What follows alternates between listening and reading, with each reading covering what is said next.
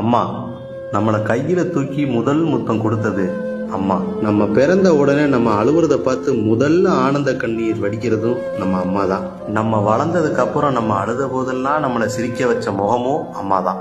நம்ம எத்தனை காதல் பண்ணாலும் நம்ம உருவமே தெரியாம கருவிலேயே நம்மளை முதல்ல காதல் பண்ணதும் நம்ம அம்மா தான். உலகத்துல எத்தனையோ பேர் உலக அழகி பட்டம் வாங்கலாம், ஆனா நான் பார்த்த முதல் அழகையும் எங்க அம்மா தான், கடைசி அழகையும் எங்க அம்மா தான். யாருக்கு தான் பிடிக்காது அம்மாவை?